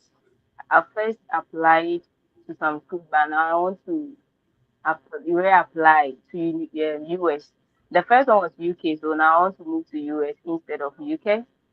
So I've gone for some documents, some school required of me, and that was the recommendation letter, the proficiency, the transcript, and the testimonial as well. So I want to get a full founder scholarship also as well. And I want to know how I should go about all these things. Yeah, bro. First, can you please come in? Okay. Yeah, so I think you want to apply for master's or undergrad? Bachelor's degree, I think. But she says she has a bachelor's degree already. I don't have. No, I don't have. I'm now. So Miss Judith has a high school. Oh, okay. Yeah. But she's a miss. Okay, go ahead. Okay, so I think what I would advise you to do is to evaluate the transcript, because it was, you need to evaluate it to come in the context of the US grading system. And so far, I think WS evaluation with and also Spantran evaluation is a great platform that they can really evaluate your transcript to come in the system of the US. And then I would say, for most part of the people I've helped so far who had full funding for undergraduate studies, they do have good SAT score. And I specifically have schools that I give to my undergraduate students to apply, because I really want them to have that kind of community and sense of belonging, not just as coming to study. You need to have that kind of sense of belonging while studying in the school as an undergraduate student, so that you have the support that you need. And so I always ask them to write the SAT, have their transcript evaluated, and then from that point, we guide them for them to write their statement of purpose. I always say that I don't write statement of purpose for my undergraduate students. I want them to write it in their own language, so that whenever they get to the school and probably they are doing something, they are asking you questions about those things, and you say, oh, I don't have any idea about it. No, I guide them to be able to do it. So if you have those documents ready and you want to reach out, you can reach out, and then we try to support you in the application journey. Okay. So how does she reach out if she wants to do that? I would say that anyone who wants to reach out to me currently should reach out to me on LinkedIn. Okay, awesome. All right, so Miss Judith, go on LinkedIn and reach out, and then you receive the help from there. Let's go to Simon. Simon, please go on. Simon, please go ahead. Your microphone is okay. muted. Good. Yeah. Good evening. I hope you can hear me now. We can hear you. All right. So let me use this opportunity to thank you and your team. In fact, you've saved me. This was happening to me in 2023. I actually paid a huge amount of a friend who is into travel and tour, and at the end of the day, I was actually scammed. He couldn't help me get my visa and others. But when I started paying attention to or watching your videos and paying attention to some of the content you post, I've been able to get admission in USA with a scholarship, not that huge though, but we managed, and also able to actually book my visa interview without actually contacting anybody. So thank you, and may God bless you. Yeah. Now my question is, in fact, with the emergence of AI, most people use AI to write their SOPs and other things. Would you recommend students or to us to use AI or not? So that's actually my first question. And then my second question is, should we fear, like those who want to actually further the education in the USA, looking at what is going on, that's Trump's administration, should we fear applying or going to the USA to go and study? Thank you. So these are my two questions. Great. These are, tough questions, but then I'll be able to provide a response. So, stemming from the second one you just mentioned, I always say that as an international student, you are on an F1 visa. Your immigration status says that you are a student. And so when you get here, you are supposed to, go with the rules and regulations that governs your visa status. Some involves you making sure that you are not working on campus without the approval of your designated school official or the international office, making sure that you are not doing jobs or things that will actually jeopardize your status. And so I don't see anything wrong with an international student who is strictly going in line with the rules that governs their visa status and making sure that they are not engaging themselves in any other dubious things, right? So with that, I would say you are safe to, have your education. I don't think so far we've heard that students have been dragged out knowing what they've done the right thing. What we know is that every school has their lawyers, every school have their attorneys and all that. And when issues arises, we have student organizations, student unions that do speak. Even when you are working here and you have an issue with the student has a representative from the student union to represent them when they are trying to discuss those issues. And so just make sure that you are coming with that mindset of coming to get your education and probably return home to your country if you deem it fit to now, go back, right? So that's the advice I'll give someone who is trying to navigate this journey. Don't come with a mindset of, oh, I'm coming to make money here. I'm coming to, do a lot of things that will actually go against my non-immigrant visa status. So that's the advice I'll give. Now, the first question that you asked about the use of AI, currently I'm looking into like a research that's geared towards first generation students and the use of AI in higher education and student affairs. And I've come to realize that even though students know how to use AI, they don't know how to use AI ethically. And so sometimes even the prompt that you give can actually give you like some kind of information that is not needed for you to fit in your application. That being said, I would advise 100% sure against the use of AI in applications. Why? Because you need to really speak to these admission coordinators about who you are. They want to get to know you. And if you use AI content, AI has its own algorithms and language that has been programmed. It's a program on itself. And so some of the things that AI can give you will not even fit, especially when it comes to sentence. As a teacher, whenever I see my student assignment, I'm able to determine this assignment is from AI, right? So you are supposed to just write it in your own words.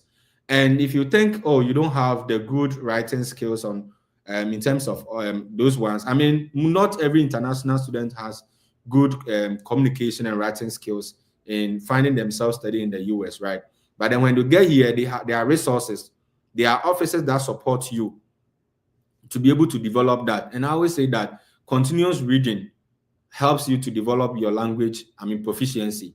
And so don't indulge in the use of AI in your applications because, going forward, institutions are finding ways to detect these, platforms in applications. And I can say, I've seen, some first-class students that all the admissions were denied.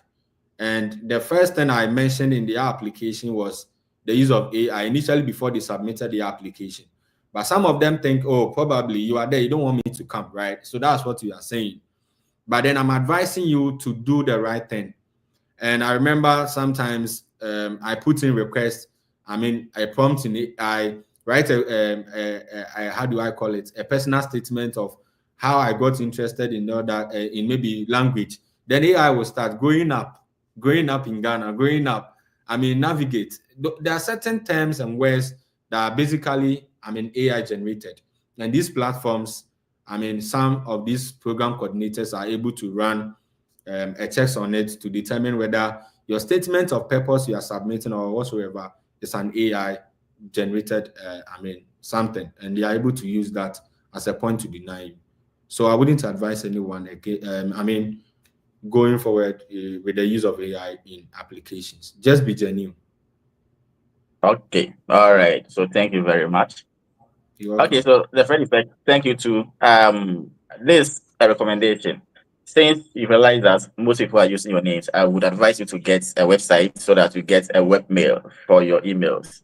That's actually a recommendation I can give to you. Thank you. You'll meet again.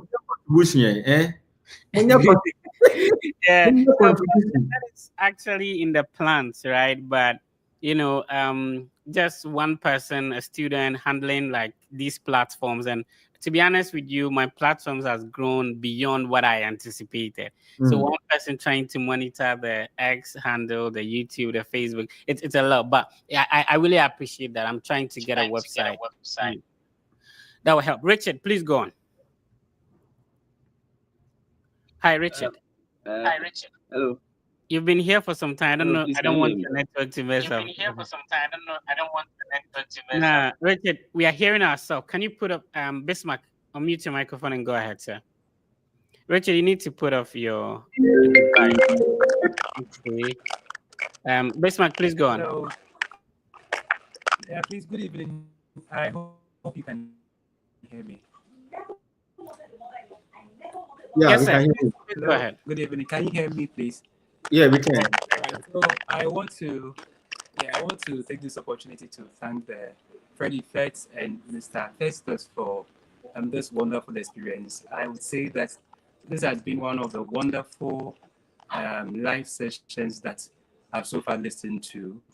In fact, looking at how he's been honest with the presentation, these are some of the bitter truths that most people would want to hide, but with all the experiences, having suffered many rejections, yet he stood on his guard and then presented himself, knowing what made all these things possible. I mean, the shortfalls, and then making time to fill them.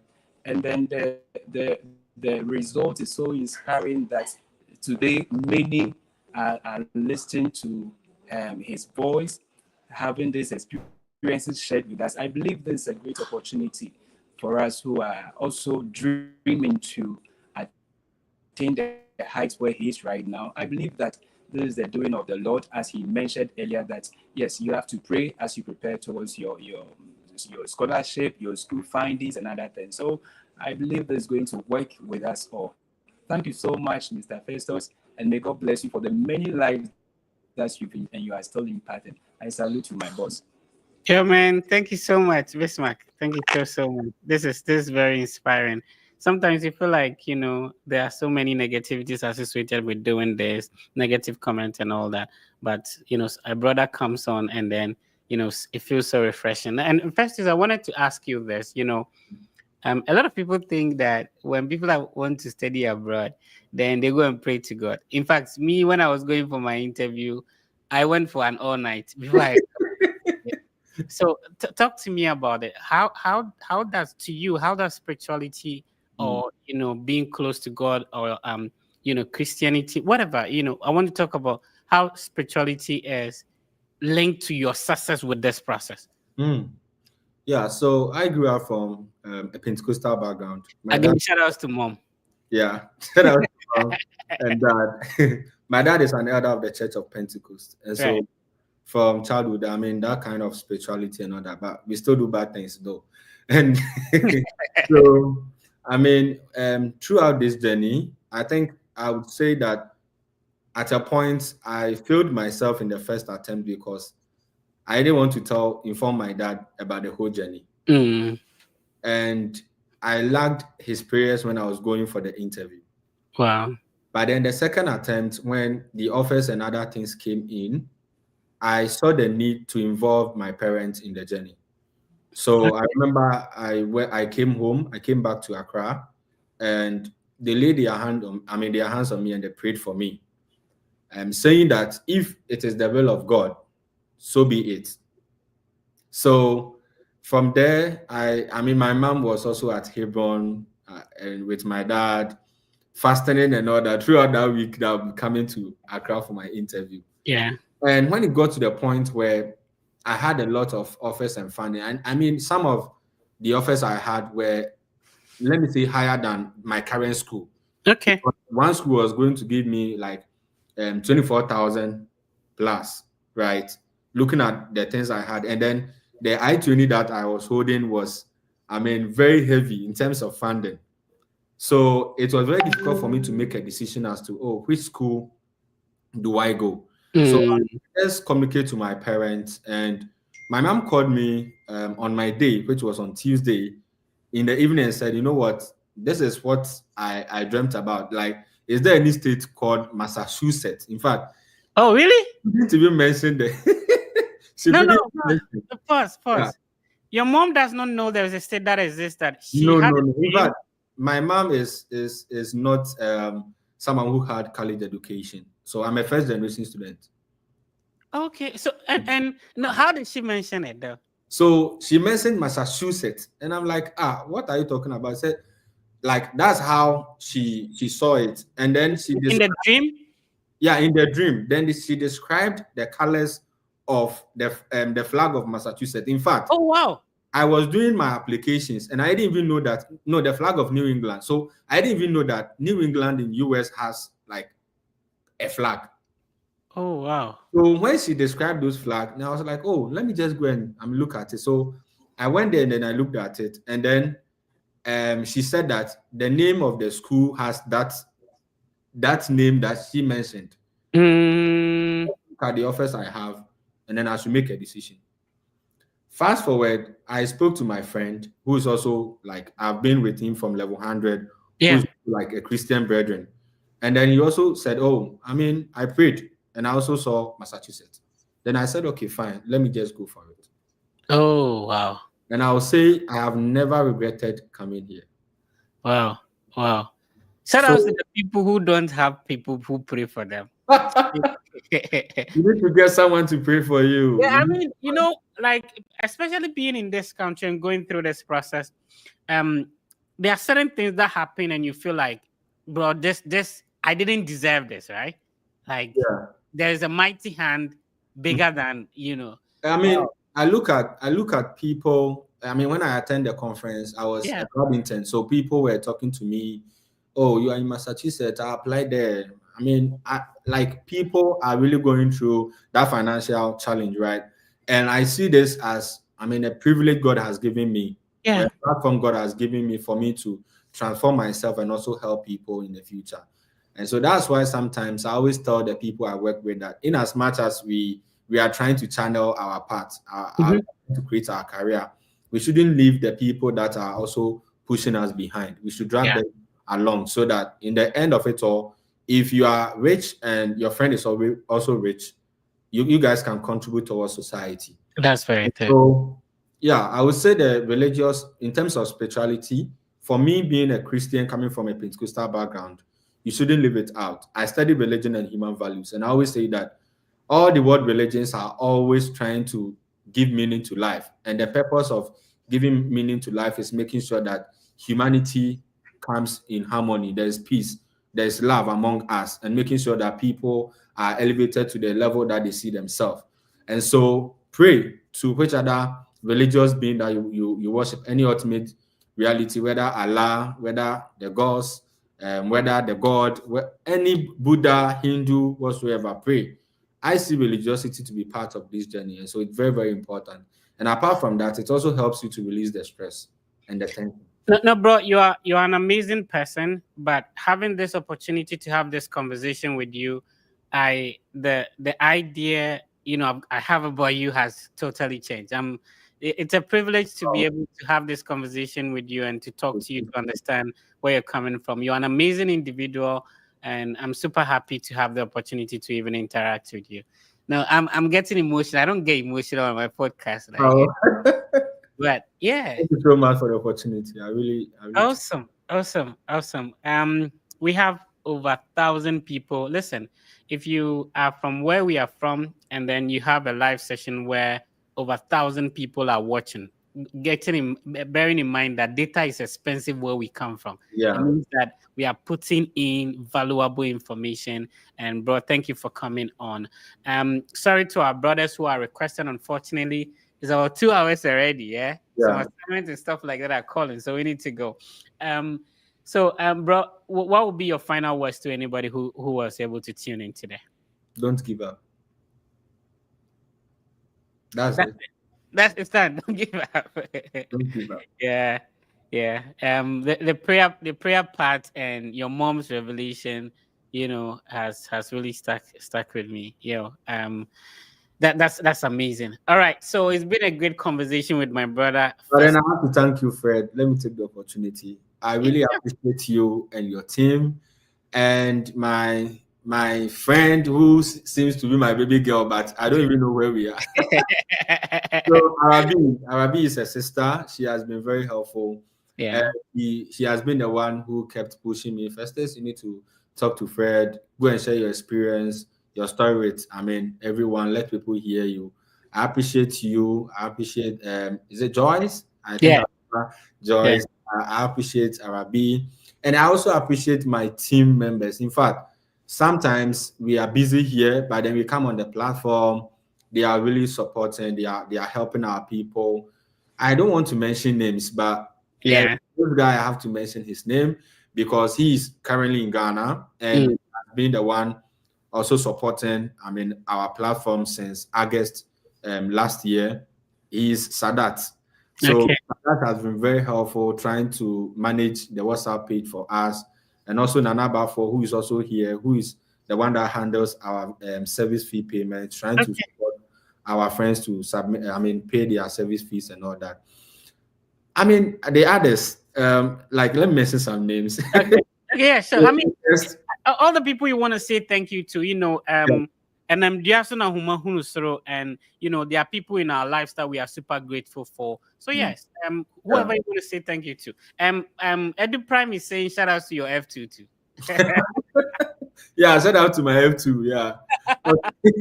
So we are so grateful to, I mean, our team members, Ernest Adom and Enoch Nimfor.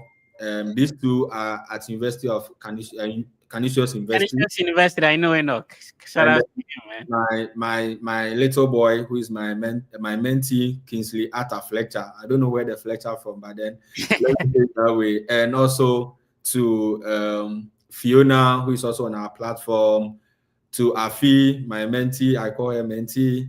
I mean, the list are many. I've already mentioned Arabi, Nana Bafo, Sadat, Raymond was already here. I mean, Elder John, who is also on our platform, always praying for the page. Right. So I appreciate all of you. Like, guys, I've forgotten the whole list, but I appreciate all of you. Let's try to support our people. This is not the time for us to give up. We should push. And whoever joined us today, our audience, don't give up. We appreciate the work you are putting in. Rejection is not a denial. Denial is not the end of the journey. Study abroad is an eye-opening platform for all of us, right? Put in the effort. Don't give up on this journey until you get here, get your degree, go back to Africa or Ghana to make up our countries and continents great. I appreciate all of you. Thank you. Right. So before you go, we will have the draw. So this is how we do. We want to be able to give back to people. So if you are engaging, that is, if you are following, if you are subscribing, if you are commenting, you automatically enter a draw. So we had like about 236 people commenting today. So we have the draw, and then we select one person, and then the Fred Effect team will link up. What if I wins? Let's see how it goes. All right, wow. You know, Kwekurichi, congratulations. Please type in the comment section. Congrats to Kwekurichi. Kwekurichi, this is what you do. You link up with the team via Instagram. So go to Instagram, search for the Fred Effect. There is verified with about 20,000 followers, and then you send us a message. We take it from there. So if you have a high school qualification, the team will take your document, handle the applications for you. If you want to pursue graduate, we would mentor you to go through the process. And brother, I'm very grateful for your time, and then the opportunity, and then the insightful, experience you shared with us today. Yeah, so I think there are people who said they have questions for me. Right. I'll be on LinkedIn now. I'll be on TikTok to answer those questions. Okay, awesome. So the TikTok handle is Festus Eno. Yeah. Awesome. Thank you so much, bro. I'll talk to you backstage. Thank you, Fred. I'll call you after that. All right. So that was a very insightful section. This has been the Study Abroad podcast with Fred Effect. Congrats to our winner for today, Kweku Richie. All right, Richie, link up on Instagram. Let's take it from there. And you may be selected the next time. Thank you for tuning in. We hope that the information have been insightful to you, and it will help with your study abroad process. Remember, the Fred Effect team has a collaboration with Argo Visa. Argo Visa is a team of former visa officers. So I would highly recommend that you speak to a former visa officer before you go for your visa interview. This is the link I'm showing on the screen. Use it to schedule an appointment with a former visa officer, whether for a non-immigrant visa, B1, B2, F2, F1, H1B, whatever category of visa. Schedule an appointment with a former visa officer for them to review your document and then interview you build your confidence before you go for the visa interview. We also have a mock interview platform that has existed for more than half a decade. So you send a message on Instagram if you have an appointment, and we'll add you to the WhatsApp group to help you prepare as well. It's been a great session. I appreciate you for joining. And remember, you have to be positive and know that everything will be fine. I'll see you next week. Have a good one.